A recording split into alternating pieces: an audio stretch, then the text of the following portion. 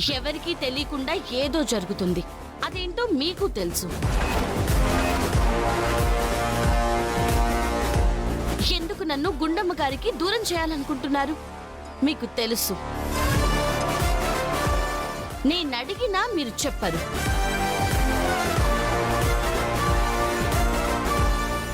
అది నేను వదిలిపెట్టను.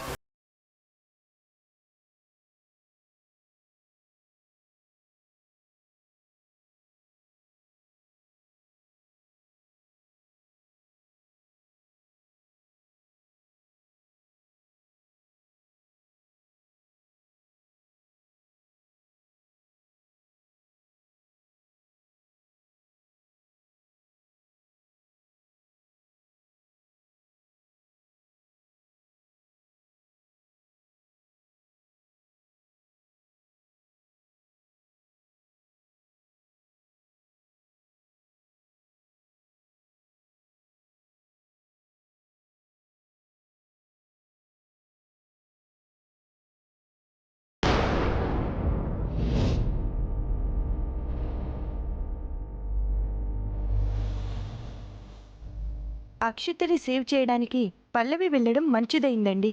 లేదంటే అక్షతని సేవ్ చేయడం చరణ్ వల్ల కూడా అయ్యుండేది కాదు. అవును, చరణ్ని కూడా లాక్ చేసి డబ్బులు డిమాండ్ చేస్తుండేవాళ్ళు.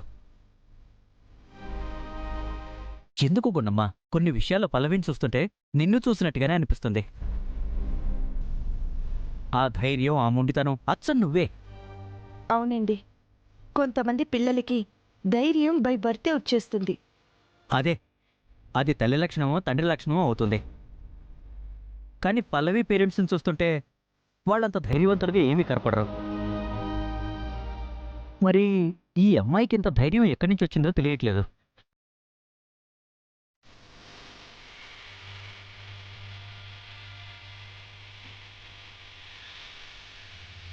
కాఫీ.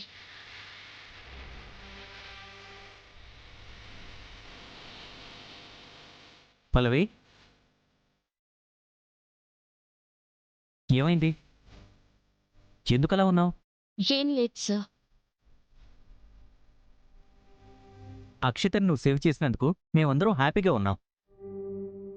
కానీ నువ్వు మాత్రం ఎందుకలా డల్గా ఉన్నావు? ఏమైంది పల్లవి? మీతో ఇదివరకు చెప్పిన విషయమే మళ్ళీ ఇప్పుడు చెప్తున్నానని తప్పుగా అనుకోకండి. దేని గురించి? చిన్నప్పుడే మీకు దూరం అయిపోయిన మీ అమ్మాయి గురించి. ఆ స్కెచ్ ఆర్టిస్ట్ యాక్సిడెంట్ గురించి.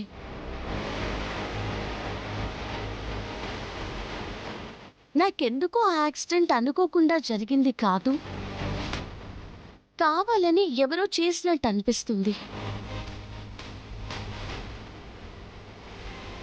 ఒక్కసారి పోలీసులకు చెప్పి ఎంక్వైరీ చేస్తే మంచిదనిపిస్తుంది. ఒకవేళ నా అనుమానమే నిజమైతే మీ అమ్మాయి ఎవరో తెలుసుకోవడానికి ఆధారం దొరుకుతుంది.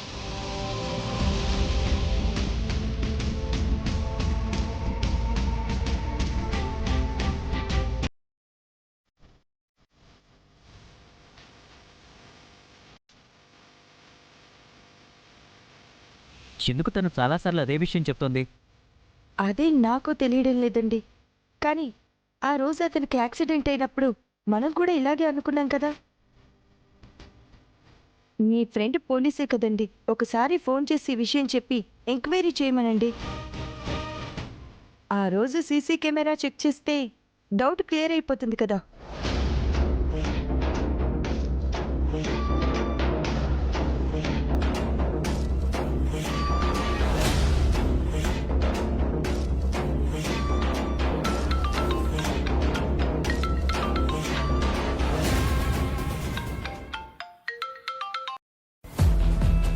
ఆదిత్య, చెప్పరా. కొంచెం నీ హెల్ప్ కావాలరా. చెప్పరా. 1 మంత్ బ్యాక్ చిన్నప్పుడు మాకు దూరం అయిపోయిన మా పాప ప్రజెంట్ ఎలా ఉంటుందో తెలుసుకోవడానికి ఒక ఆర్టిస్ట్ని పిలిపించి స్కెచ్ గీయించాను.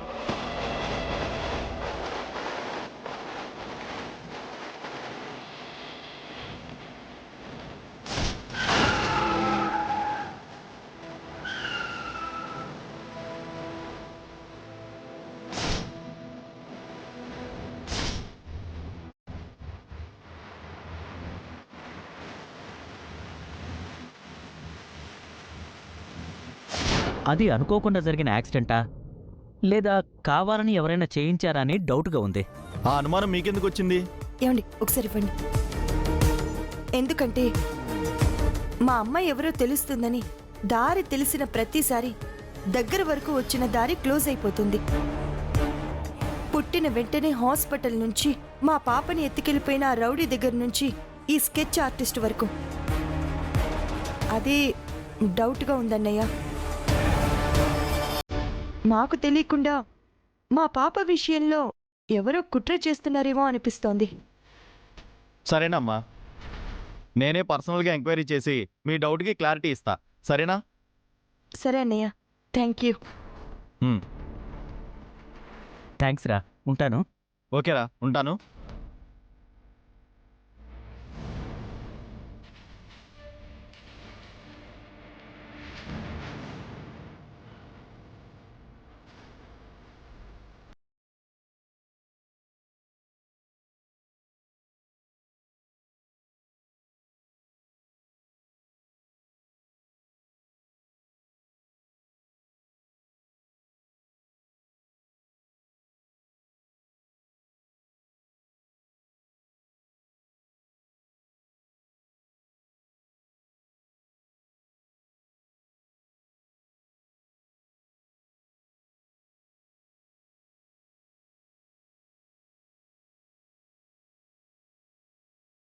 విషయంలో ఏదో చేస్తున్నావని దానికి అనుమానం కలిగింది. ఇది ఇంట్లో ఉండటం మనకంత మంచిది కాదు బేబీ. కానీ పెద్దమ్మ పెద్దనాన్న పల్లవిని నెత్తి మీద ఎక్కించుకుని దించట్లేదు కదా. నెత్తికెక్కించుకున్న వాళ్ళే దానిని కింద పడేసేలా మనం చెయ్యాలి. ఏదో ఒకటి చేసి దాని మీద ఇంట్లో వాళ్ళందరికీ నెగిటివ్ ఫీలింగ్ కలిగేలా చేస్తే అప్పుడు ఆ పల్లవిని ఇంట్లో నుంచి ఆటోమేటిక్గా పంపించేయచ్చు. అవును మమ్మీ, దానికి ఏదైనా దారి దొరకాలి.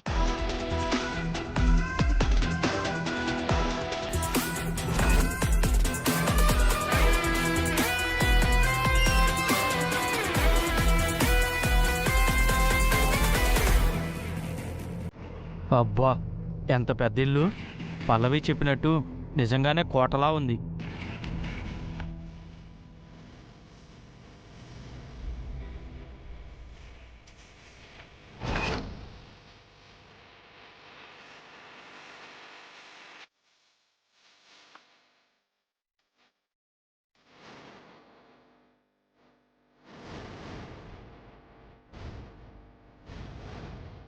బాబూ, ఎవరయ్యా నువ్వు?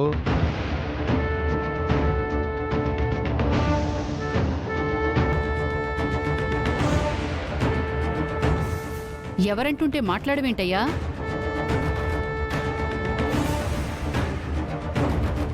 ఎవరినన్నా? ఏమోరా. తెలీదురా. ఏం బాబు, ఎవరు కావాలి? అవతారం చూస్తుంటే ఏదో పని కోసం వచ్చినట్టున్నావు బాబు. బాబు, మా ఇంట్లో పని లేదు, వెళ్ళు. పని కోసం రాలేదండి, పల్లవి పిలిస్తే వచ్చాను.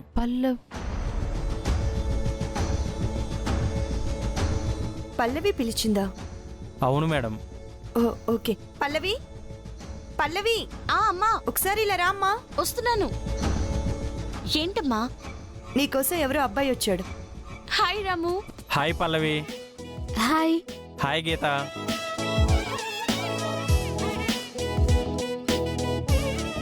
హాయ్ అక్షిత. ఎంతసేపు అయింది వచ్చి?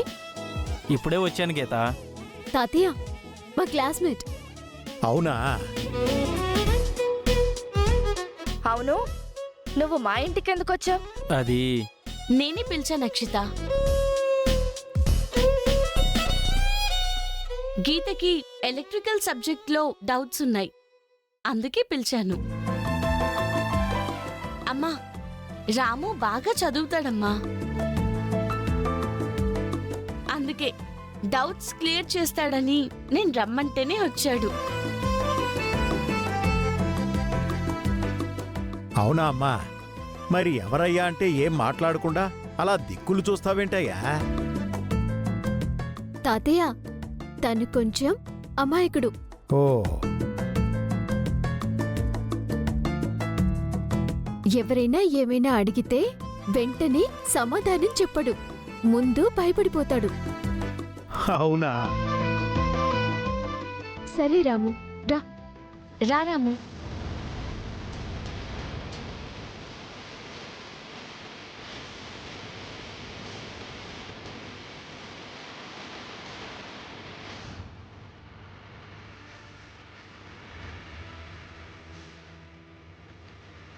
ఈ డౌట్స్ ఏంటో, ఈ అబ్బాయిని ఇంటికి తీసుకురావడం ఏంటో.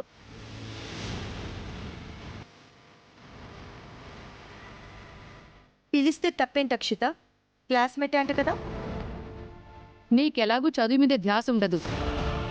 వాళ్ళకి చదువు అంటే శ్రద్ధ ఉంది కాబట్టి డౌట్స్ ఉంటే అడగడానికి పిలిచారు. నువ్వు కూడా వెళ్ళి చదువుకోవచ్చు కదా వాళ్ళతో పాటు. వాళ్లకున్న డౌట్లు నాకు లేవు.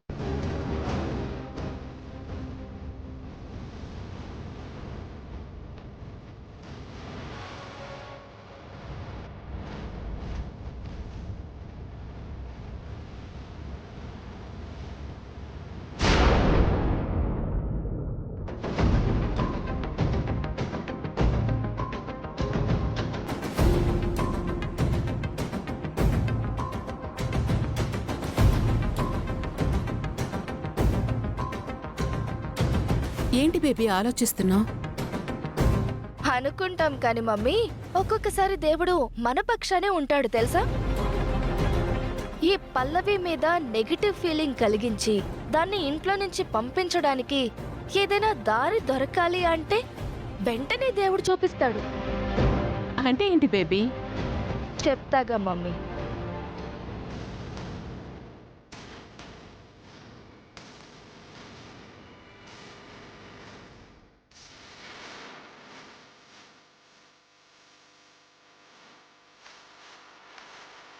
ఇది mummy. Super baby.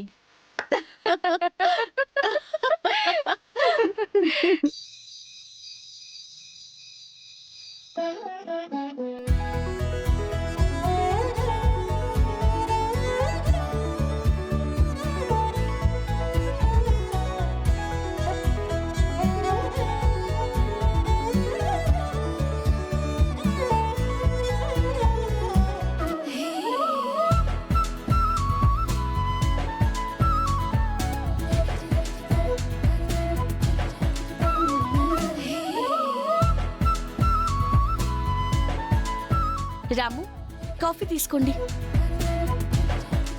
Thank you.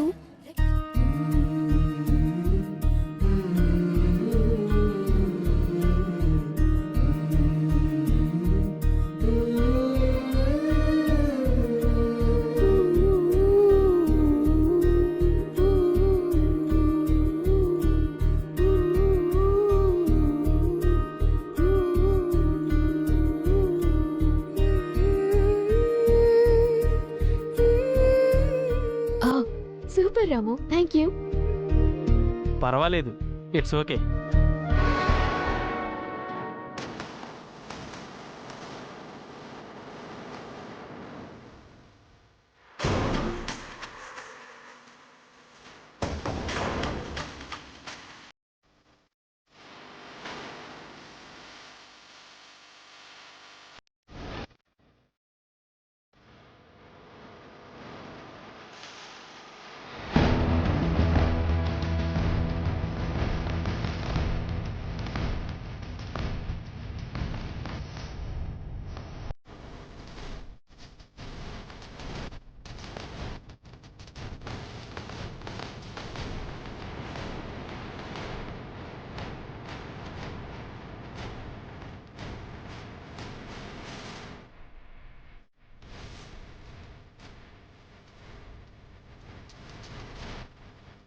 Kamakshi, ఏంటి ఇక్కడి నుంచి చూడండి, వాళ్ళని చూడండి.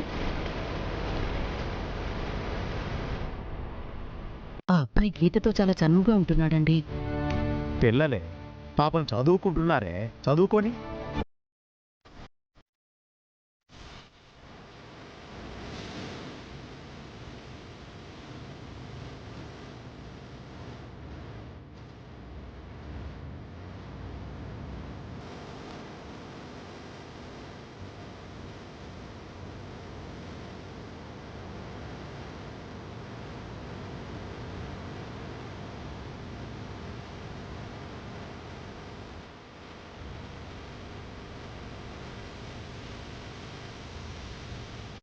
బిస్కెట్స్ తీసుకోండి.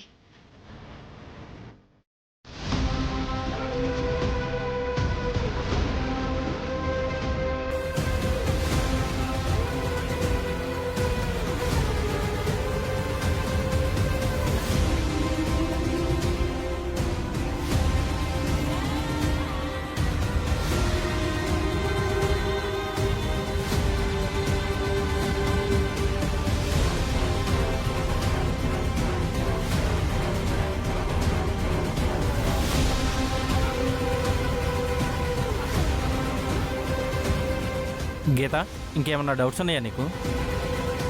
ఏం లేవు. ఇవాళ టోటల్గా క్లారిటీ వచ్చింది. ఎనీవే థ్యాంక్స్ రాము. థ్యాంక్స్ ఎందుకు మళ్ళా మనకి? నీకెప్పుడు ఏ డౌట్ వచ్చినా సరే నన్ను అడుగు, నేను చెప్తాను.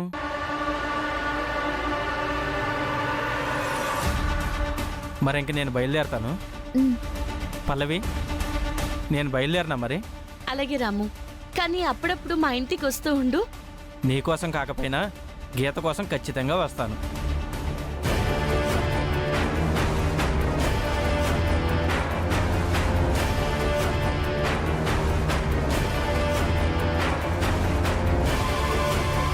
మమ్మీ పద.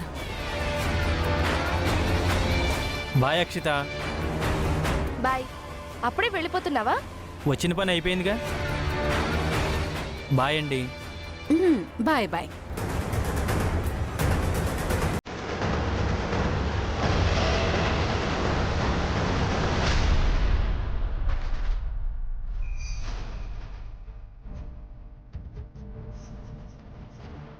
ఏయ్ గీత,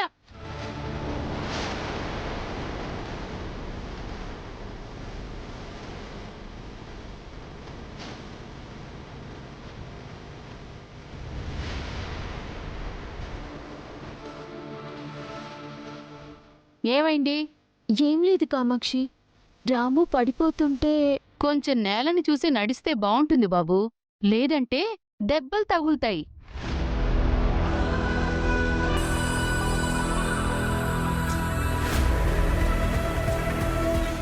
సారీ అండి. వెళ్ళొస్తాను గీత. వస్తానండి. బాయ్ గీత. బాయ్ రాము. రాము, నేను వస్తా. నాకు నీతో మాట్లాడాలి.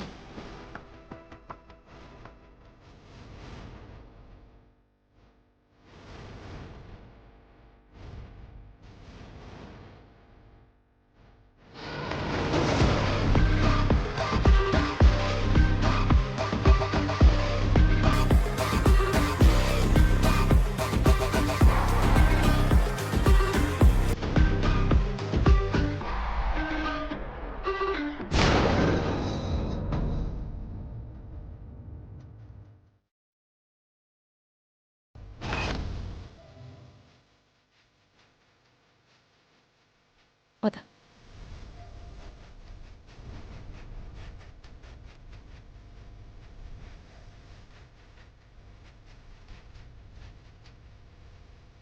అత్తయ్య, మీతో కొంచెం మాట్లాడాలి.